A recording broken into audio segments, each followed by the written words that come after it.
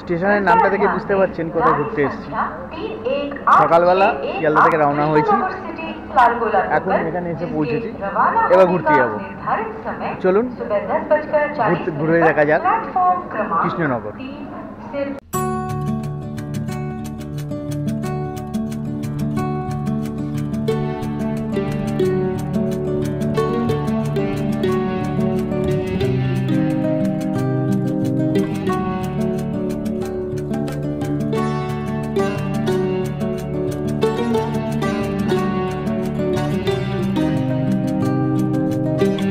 December মাস, শীত পড়ে গেছে। এই শীতে পিকনিক করতে বা একদিনের জন্য ঘুরতে সবারই মন চায়, অথচ অফিস বা কাজের জায়গাটাকেও ডিস্টার্ব রাখা যাবে না। তো সেই কথা চিন্তা করে এইবারে উইকেন্ড ট্যুরে হঠাৎ করে বেরিয়ে পড়লাম কৃষ্ণনগর। শিয়ালদা থেকে সকাল 7:53 ট্রেন ধরলাম, কৃষ্ণনগরের উদ্দেশ্যে ট্রেন রওনা হল।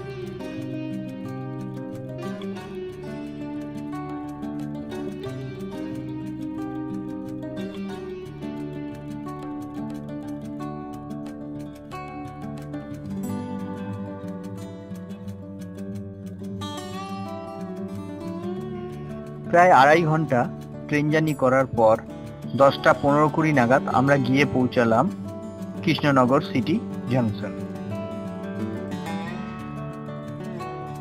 কৃষ্ণনগর পৌঁছেই প্রথমে আমি একটা টোটো ভাড়া করে নিয়েছিলাম। টোটোওয়ালার সঙ্গে আমার চুক্তি হয়েছিল 150 টাকা সে নেবে এবং কৃষ্ণনগরের সমস্ত দ্রষ্টব্য স্থানগুলো ঘুরিয়ে দেখাবে।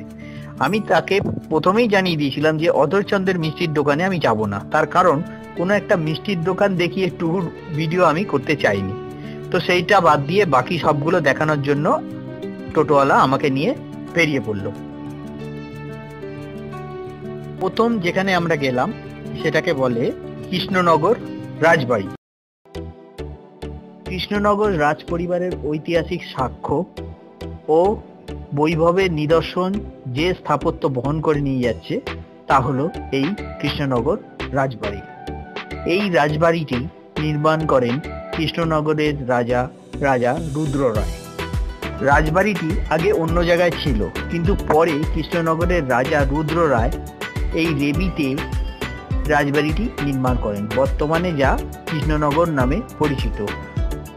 রাজবাড়ির তোরণটি চারমিনারের আদলে তৈরি, যা এখন প্রায় ভগ্নদশায় পরিণত হয়েছে। এছাড়া এই রাজবাড়ির ভেতরে একটা দুর্গা মন্দির আছে। এই দুর্গা মন্দিরটি নির্মাণ করেছিলেন রাজা কৃষ্ণচন্দ্র, যার নামেই কৃষ্ণনগর হয়েছে। দোল পূর্ণিমা এবং ঝুলনে এখানে প্রচুর লোকের সমাগম হয়। দোল পূর্ণিমার ঠিক 12 দিন পর এখানে বড় দোল বলে একটা অনুষ্ঠান অনুষ্ঠিত হয়, সেখানে প্রচুর লোকের সমাগম হয়। ভেতরে দুর্গা মন্দিরে একটা খুব সুন্দর দুর্গা প্রতিমা আছে। প্রত্যেক বছর দুর্গা পূজার সময় এই রাজবাড়ির গেট খুলে দেওয়া হয় এবং তখন এই রাজবাড়ির ভেতরে প্রচুর লোক ঢুকতে পারে, কিন্তু বর্তমানে তা এখন কোভিডের জন্য বন্ধ অবস্থায় হয়ে পড়ে রয়েছে।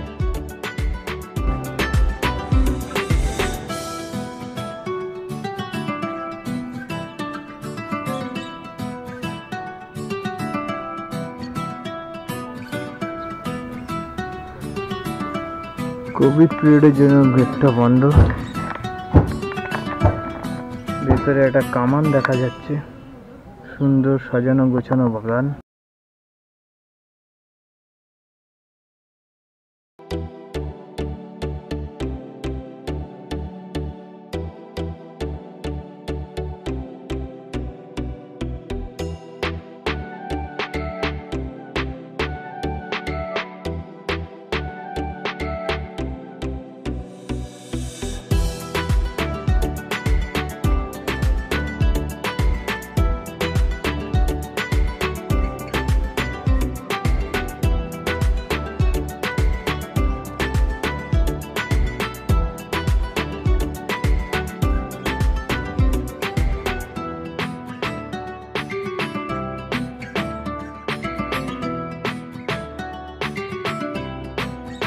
রাজবাড়ি দেখে আমরা রওনা হলাম রোমান ক্যাথলিক চার্চ দেখার জন্য। রাজবাড়ি থেকে কিছুটা দূরেই রোমান ক্যাথলিক চার্চ। 1855 সালে এই চার্চটি তৈরি হয় এবং এর আর্কিটেকচার দেখার মতো।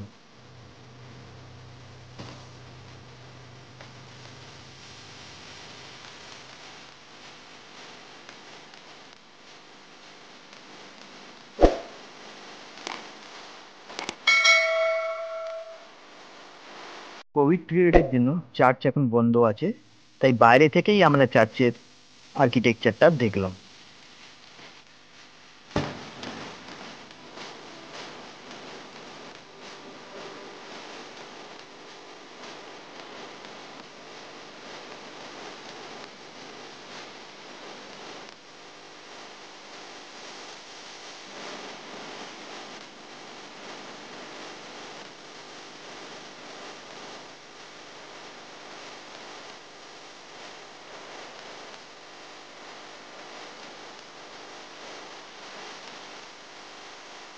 চার্চের সামনেই কৃষ্ণ মন্দির নামে আরেকটা আর্কিটেকচার দেখতে পেলাম। সেখানেও আমরা গেলাম, কিন্তু ক্যামেরা নিয়ে ভেতরে ঢোকা বারণ, তাই ভেতরের ছবি স্টিল ফটোই আমরা দেখাতে পারছি, বাকিটা বাইরের ছবি।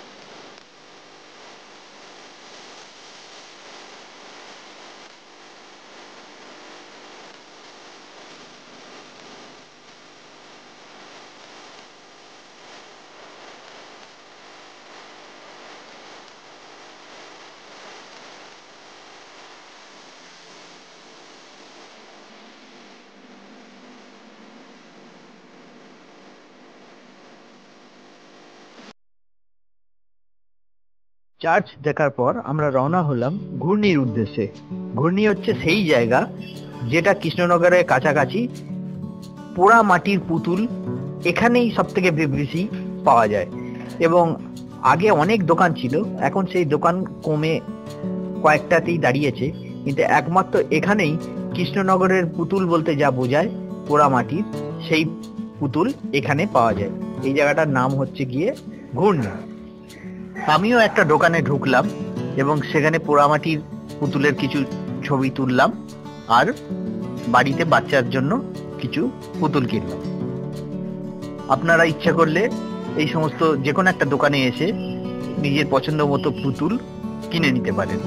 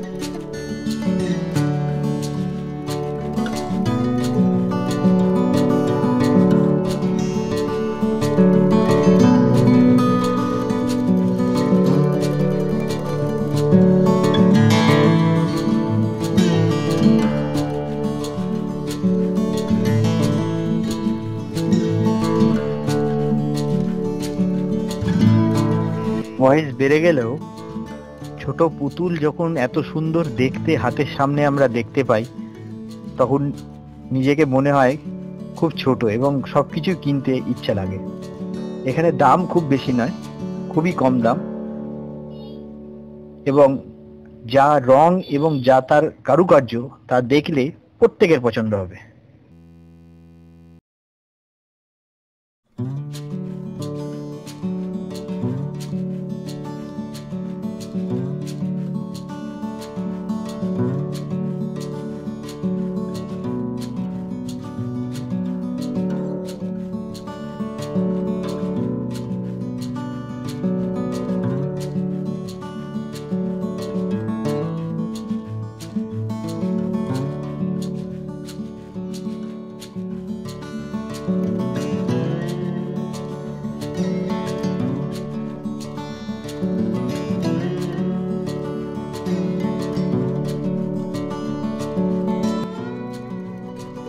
ঘূর্ণি দেখার পর আমরা রওনা হলাম শিবনিবাস মন্দিরের উদ্দেশ্যে।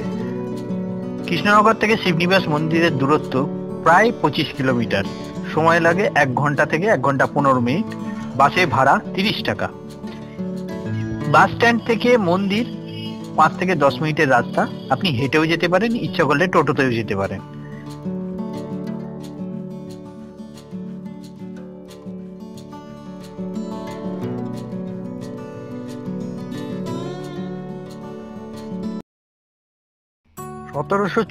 সালে চূর্ণী নদীর পাড়ে মহারাজা কৃষ্ণচন্দ্র এই মন্দিরটি প্রতিষ্ঠা করেন। মন্দিরটি বললে বলা ভুল হবে, এখানে অনেক মন্দির ছিল। বর্তমানে 3টি মন্দির এখন ভালোভাবে অবশিষ্ট আছে। তার মধ্যে 2টি ভগবান শিবকে উৎসর্গীকৃত, একটি রাম সীতার মন্দির। এই শিব মন্দিরগুলির মধ্যে একটি রাজরাজেশ্বর নামে পরিচিত। এই মন্দিরগুলোর মধ্যে একটিতে প্রায় 9 ফুট উচ্চতার একটা শিবলিঙ্গ আছে, যাকে স্থানীয় লোকেরা বুড়ো শিব বলে ডাকে। অনেক সময় তাকে পুরাতন শিব বলেও ডাকে। রাম সীতা মন্দিরটি 1762 সালে নির্মিত হয়। এই মন্দিরগুলো 250 বছরেরও বেশি পুরনো। শিবরাত্রির সময় এখানে বিশাল একটা মেলা অনুষ্ঠিত হয় এবং তখন অনেক তীর্থযাত্রী এখানে এসে ভগবান মহাদেবের মাথায় জল ঢালে।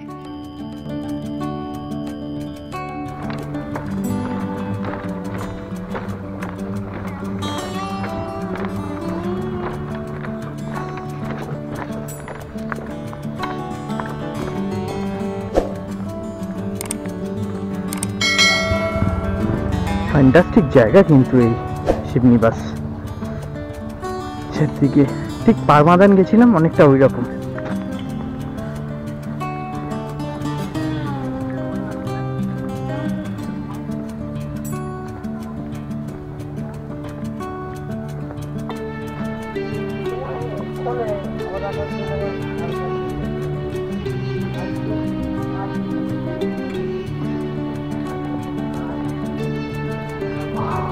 বিশাল বড় কমপ্লেক্স।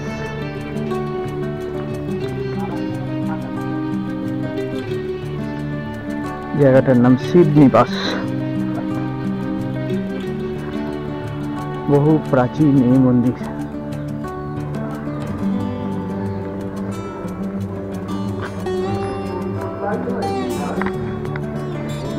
মন্দির এখন বন্ধ।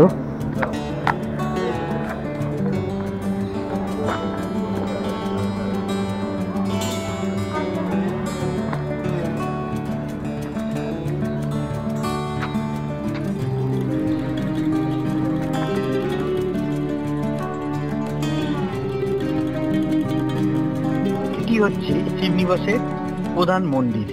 এই মন্দিরের ভেতরেই আছে 9 ফুট উঁচু শিবলিঙ্গ। কিন্তু আমরা যখন পৌঁছেছিলাম মন্দিরটা তখন বন্ধ ছিল। বিকেল 5টায় আরতির জন্য খুলবে, কিন্তু আমাদের পক্ষে ততক্ষণ থাকা সম্ভব হয়নি।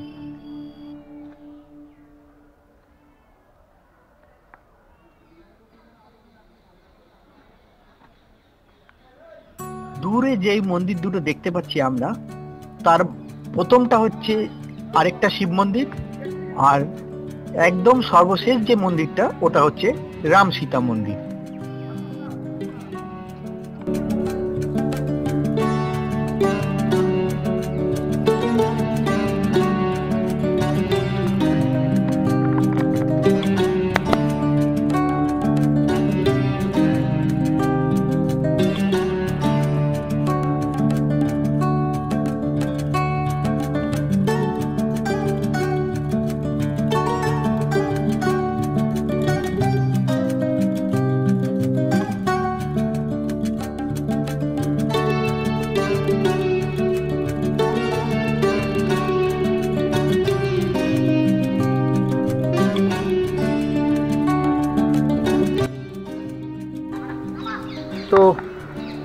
এই হচ্ছে শিবনিবাস মন্দির।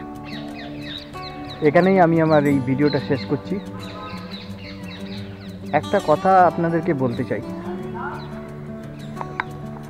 যারা এই কৃষ্ণনগর আসেন তারা এই কৃষ্ণনগরকে পাশ কাটিয়ে মায়াপুর চলে যান, কিন্তু কৃষ্ণনগর অনেকেই ঘুরে দেখেন না। আজকে আমার এই কৃষ্ণনগর আসার উদ্দেশ্য ছিল এইটাই। মায়াপুর তো অনেকেই যান, কৃষ্ণনগর একটু আসুন। আর এইখানে এলাম কি করে? শিয়ালদা থেকে কৃষ্ণনগর লোকাল, মাত্র 25 টাকা ভাড়া, তারপর গাড়ি করে এখানে। বাকি কথা তো আমরা জানতেই পেরেছি। একবার মন্দিরটা দেখে নিই। শিবনিবাস থেকে ফেরার পথে একটা কথাই মনে হলো যে আমরা খুব অল্প সময়ের জন্য শিবনিবাসে ছিলাম। তাই মনে মনে ঠিক করলাম ভবিষ্যতে সময় পেলে আবার এখানে আসব। তো এই ভিডিওটা কেমন লাগলো বন্ধুরা, এটা জানাবেন। আর যাওয়ার আগে একটা কথা বলছি, যারা এই শিবনিবাসে আসবেন তারা ফেরার সময় কৃষ্ণনগর দিয়ে ফিরবেন না। কেন, এখান থেকে কৃষ্ণনগরের দূরত্ব 25 কিলোমিটার, যেটা আগে আপনাদের বলেছি, এবং সময় লাগে 1 থেকে 1.5 ঘন্টা বা 1 থেকে 1 ঘন্টা 15 মিনিট।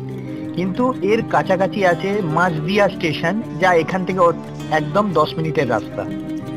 মাঝদিয়া গেদে লাইনে ফেরার সময় আপনারা সেখান থেকেই ফিরবেন। নমস্কার।